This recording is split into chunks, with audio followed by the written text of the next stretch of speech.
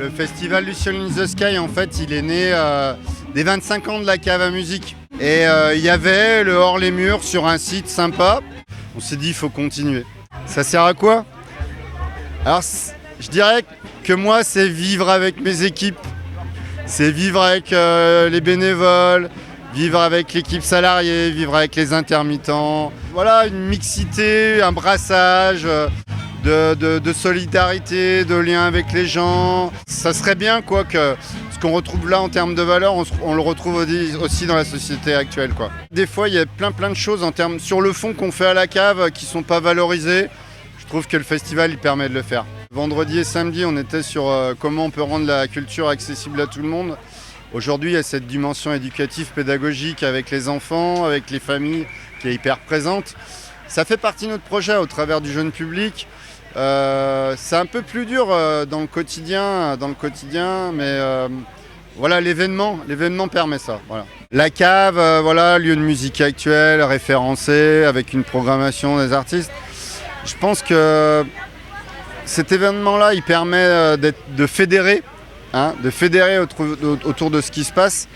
Mais du coup, il permet aussi de fédérer une autre vision des choses. On peut dire que c'est un peu dommage, peut-être qu'au quotidien, la cave, le projet de la cave, sa salle, ce qu'on porte peut être suffisant. Mais on se rend bien compte, si on veut changer des choses, peut-être qu'il faut aller sur ce côté événementiel. Alors voilà, le côté clinquant. Le côté, les politiques, les élus, les partenaires privés, toujours cherchent côté clinquant, événementiel, on va pouvoir mettre de l'argent dessus.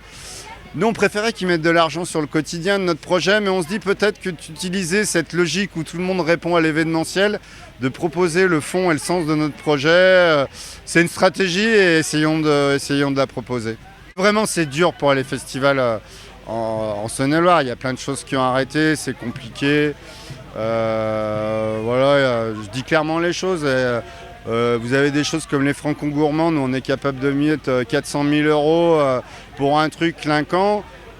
C'est dommage que ces 400 000 euros, les élus ne les aient pas répartis sur des gens qui ont des initiatives, que ce soit comme nous des professionnels ou des gens qui sont bénévoles et qui s'impliquent dans quelque chose. C'est vraiment dommage de ne pas se dire qu'il peut y avoir une économie qui est réinjectée en matière d'aide publique et qui aide cette dynamique-là. Donc c'est sûr que c'est grave.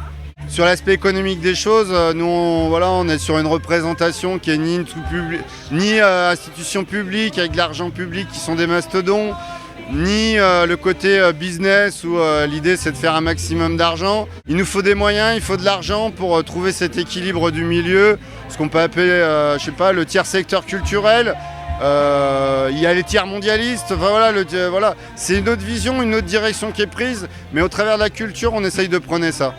Après, c'est vrai que quand on parle de l'économie sociale et solidaire, il y a cette fonction humaine qui est très présente avec des valeurs et des critères très précis. Mais on dit économie sociale. Donc il y a forcément cette fonction économique qui est présente, mais au service de l'humain, au service des gens, pas au service d'une démocratisation du business. Ça, il faut arrêter, voilà. Donc oui, il y a économie sociale, le lien social, la relation avec les gens. Mais pour ça, il faut aussi que les gens génèrent une économie pour vivre. Et voilà, mais pour moi, c'est le second, mettre ça en second, voilà, tout simplement. Le côté pédagogique renvoie à des choses plus institutionnelles, plus cadrées. Il y a moi j'ai retenu dans mon parcours l'éducation populaire, la citoyenneté. Et effectivement, on peut retrouver une transmission d'un certain nombre de choses. Et dans la vie, effectivement, il faut vivre au travers de l'économie, il faut vivre le lien avec les gens. Et on est avant tout, je pense, dans la société où on est, dans comment on fait vivre les gens, comment on est sur l'argent, le business qui fait vivre les gens. Retrouvons le lien avec les gens avant que l'argent soit le moteur de tout le monde.